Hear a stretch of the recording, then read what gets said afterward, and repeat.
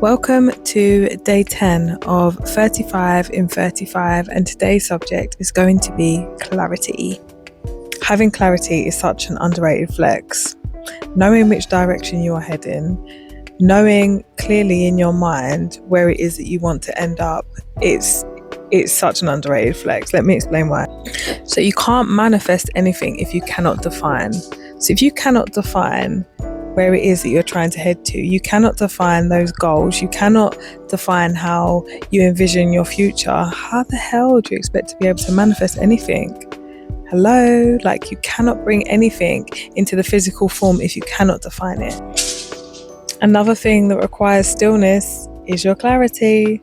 So when you become more still, your mind becomes more clear, and then guess what? You can start to define what it is that you are trying to achieve. You can start to define where it is that you want to head to. You can define your goals, and then you can then eventually visualize which steps it is that you need to take. And if you can't visualize those steps, you can always outsource help. You can get yourself a coach, you can get yourself a mentor, and we're in the brilliant world of AI nowadays, but I don't think anything beats having human interaction. If you can get yourself a good coach to help you with your clarity, even though I'm a big advocate for finding it yourself, having a little assistance never hurt anyone.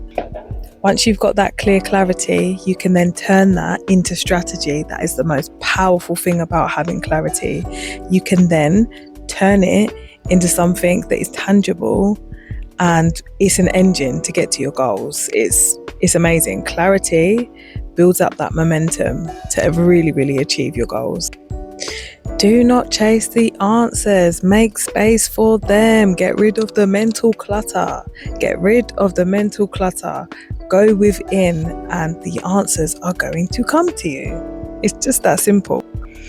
One thing I do believe is if you've got the wrong people around you, it's definitely going to be a lot harder for you to find mental clarity in your life, in business, in most aspects of your life. It's going to be quite difficult. So what I would say is, when you are going into states of isolation, or you're going within, you're praying, you're meditating, really look at the things and the people that might be holding you back. Because if you really, really want to gain clarity, you do need to get rid of the external noise that's not making sense, or you need to place it in your life where it's not a distraction.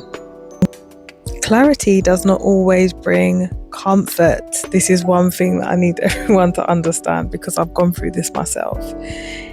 It doesn't mean you're going to be comfortable, but it will produce direction. It will show you, it will almost like give you the path that you need to walk, even if you don't know what the next steps are, like 5 steps down the road. You know what the next step is to take. You just step and you just trust, because you've got the clarity, you know where you're heading. So you just keep stepping, 1 step, 2 step, 3 step, 4. You cannot see clearly if you are still attached to confusion.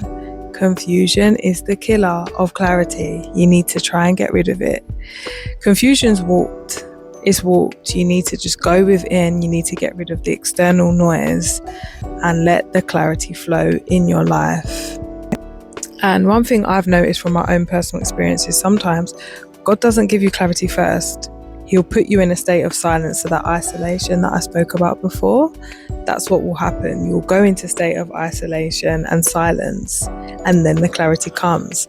And that is when you need to be at your most grateful. You need to practice gratitude. When you get that clarity, practice gratitude, because it is because you were put in that state of silence and isolation that the clarity was then formed. It then came into your life. It was in its own flow state, and that's why you got the download. So you have to be super grateful. So day 10 of 35 and 35 today, the subject was clarity. Sorry, it's a bit dark. I'm sitting on my balcony in my egg chair, and it is fireworks galore outside because it's Diwali, which is beautiful. It's the celebration of light, which I learned today, which is beautiful. Anyway, guys, peace out.